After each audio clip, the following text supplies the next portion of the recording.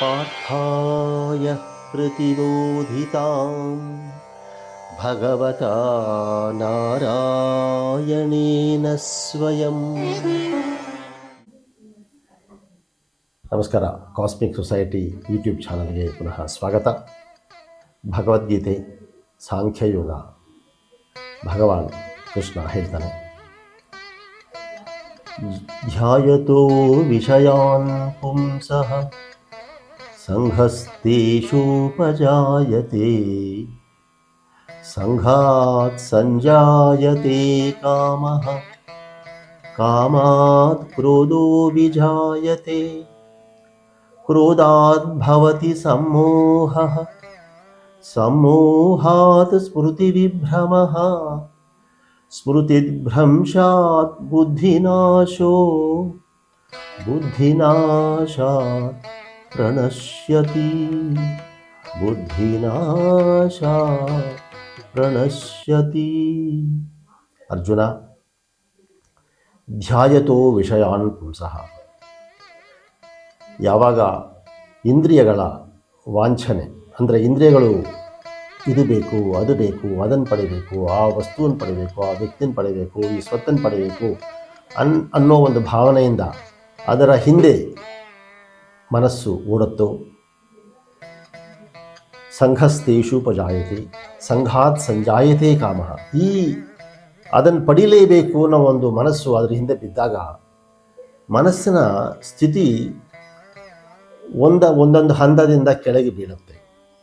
ಸಂಘಾತ್ ಸಂಜಾಯತೆ ಕಾಮಃ ಕಾಮಾದ್ ಕ್ರೋಧೋಭಿಜಾಯತೆ, ಅದು ಪಡಿಬೇಕು ಅನ್ನೋ ಒಂದು ಆಸೆ ಬಂದಾಗ ಅದು ಒಂದು ವೇಳೆ ಪಡೆದಿವಿ, ಅದು ಪಡೆದರೆ ಇನ್ನೂ ಜಾಸ್ತಿ ಪಡಿಬೇಕು, ಇನ್ನೂ ಜಾಸ್ತಿ ಬೇಕು ಮತ್ತು ಇನ್ನೂ ಜಾಸ್ತಿ ಬೇಕು ಅನ್ನೋ ಭಾವನೆ. ಪಡೆದಿಲ್ಲ ಅಂತ ಹೇಳಿದ್ರೆ ಅಲ್ಲಿ ಆ ಪಡೆದಿಲ್ವಲ್ಲ ಅನ್ನೋ ಭಾವನೆಯಿಂದ ಅದು ಕ್ರೋಧಕ್ಕೆ ಹೋಗುತ್ತೆ. ಕ್ರೋಧದಿಂದ ಕೋಪ ಇನ್ನೂ ಉಲ್ಬಣವಾಗಿ ಮನಸ್ಸು, ಆ ವ್ಯಕ್ತಿಯ ಮನಸ್ಸು ಇನ್ನೂ ಬಹಳಷ್ಟು ಕೆಳಗೆ ಬೀಳುತ್ತೆ. ಕ್ರೋಧಾತ್ ಭವತಿ ಸಮ್ಮೋಹಃ ಸಮ್ಮೋಹಾತ್ ಸ್ಮೃತಿ ವಿಭ್ರಮಃ, ತನ್ನ ಸ್ಮೃತಿ ತನ್ನ ಮನಸ್ಸನ್ನು ಸಹ ಒಂದು ಸರಿಯಾದ ರೀತಿ ಯೋಚನೆ ಮಾಡುವ ವಿಧಾನವನ್ನು ಸಹ ಆ ವ್ಯಕ್ತಿ ಕಳ್ಕೊಳ್ತಾನೆ. ಸಮ್ಮೋಹಾತ್ ಸ್ಮೃತಿ ವಿಭ್ರಮಃ ಸ್ಮೃತಿಭ್ರಂಶಾತ್ ಬುದ್ಧಿನಾಶೋ, ಬುದ್ಧಿನೂ ಕಳ್ಕೊಳ್ತಾನೆ. ಸುಬುದ್ಧಿ ದುರ್ಬುದ್ಧಿ ಇದು ಯಾವುದು ಸರಿ, ಈ ಒಂದು ಡಿಸ್ಕ್ರಿಮಿನೇಷನ್ ವಿವೇಕ ಅದನ್ನು ಕಳ್ಕೊಳ್ತಾನೆ. ಸ್ಮೃತಿಭ್ರಂಶಾತ್ ಬುದ್ಧಿನಾಶೋ ಬುದ್ಧಿನಾಶಾತ್ ಪ್ರಣಶ್ಯತಿ. ಸೊ ಒಂದೊಂದು ಹಂತದಲ್ಲಿ ಮನಸ್ಸು ಕೆಳಗೆ ಬೀಳ್ತಾ ಬರುತ್ತೆ. ಅಂದರೆ ಯಾವಾಗ ಇಂಥ ಸ್ಥಿತಿ ಬರುತ್ತೆ, ಒಬ್ಬ ವ್ಯಕ್ತಿ ತನ್ನ ಮನಸ್ಸು ನಮಗೆ ಗೊತ್ತಿದೆ, ಕರ್ಮೇಂದ್ರಿಯಗಳು ಜ್ಞಾನೇಂದ್ರಿಯಗಳು, 5 ಕರ್ಮೇಂದ್ರಿಯಗಳು 5 ಜ್ಞಾನೇಂದ್ರಿಯಗಳು, motor organs and sensory organs. ಈ ಕರ್ಮೇಂದ್ರಿಯಗಳು ಮತ್ತು ಜ್ಞಾನೇಂದ್ರಿಯಗಳನ್ನು ಕಂಟ್ರೋಲ್ ಮಾಡೋದು ಅಧಿಪತಿ ಯಾರು? ಮನಸ್ಸು. ಮನಸ್ಸು ಅನ್ನೋದು 11ನೇ ಇಂದ್ರಿಯ, 11th organ is the mind.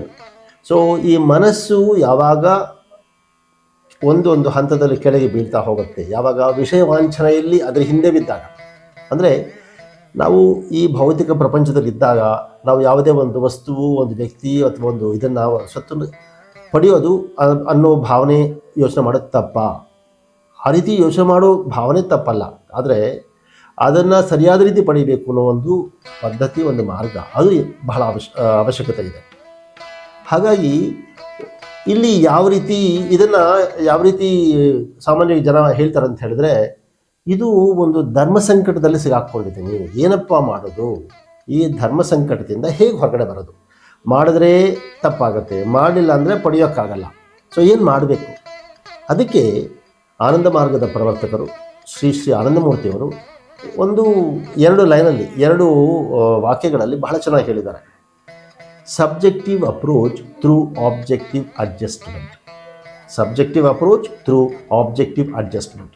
ಇಲ್ಲಿ ನಮ್ಮ ಜೀವನದ ಗುರಿ, ನಾವು ಯಾವುದೇ ಒಂದು ವಸ್ತು ಪಡಿಬೇಕು ಅಂತ ಹೇಳಿದ್ರೆ ಆ ವಸ್ತುವಿನ ಒಂದು ಶ್ರೇಷ್ಠತೆಯ ಬಳಕೆಯ ಅವಶ್ಯಕತೆ ಏನು ಅಂತ ನಾವು ಅರ್ಥ ಮಾಡ್ಕೋಬೇಕು. ಮತ್ತು ಅದರ ಅವಶ್ಯಕತೆ ನಮಗಿದೆ, ಆ ವಸ್ತು, ಆ ವ್ಯಕ್ತಿ ಅಥವಾ ಅದನ್ನು ಪಡೆಯೋದ್ರಿಂದ ನನಗೂ ಒಳ್ಳೆಯದು ಮತ್ತು ನನ್ನ ಜೀವನದ ಗುರಿ ತಲುಪೋದಕ್ಕೂ ಸಹ ಉತ್ತಮವಾಗಿದೆ ಅಂದಾಗ ಅದರಿಂದ ಆ ಕೆಲಸ, ಆ ಕರ್ಮ ಮಾಡುವಂಥದ್ದು, ಅದನ್ನು ಪಡೆಯುವಂಥದ್ರಲ್ಲಿ ತಪ್ಪಾಗಲ್ಲ. ಆದರೆ ಪ್ರಾಪಂಚಿಕ ಸಂತೋಷಕ್ಕಾಗಿ ತಾತ್ಕಾಲಿಕ ಒಂದು ಸಂತೋಷಕ್ಕಾಗಿ, ಅನುಭವಕ್ಕಾಗಿ ಮಾತ್ರ ಅದನ್ನು ಪಡಿಬೇಕು. ಅದು ನನ್ನ ಜೀವನದ ಗುರಿಯ ಒಂದು ಮಾರ್ಗದಲ್ಲಿ ಅದು ಅಡ್ಡ ಬರುತ್ತೆ, ಅದೊಂದು ಅಬ್ಸ್ಟಕಲ್ ಆಗುತ್ತೆ, ಅದೊಂದು ನನಗೆ ತೊಂದರೆ ಆಗುತ್ತೆ ಅನ್ನೋ ವಿಷಯ ಇದ್ದಾಗ ಅದು ನಾವು ಆ ಸಮಯದಲ್ಲಿ ಯೋಚನೆ ಮಾಡಬೇಕು. ಆವಾಗ ನಮಗೆ ನಮ್ಮ ವಿವೇಕ ಉಪಯೋಗ ಮಾಡಬೇಕು.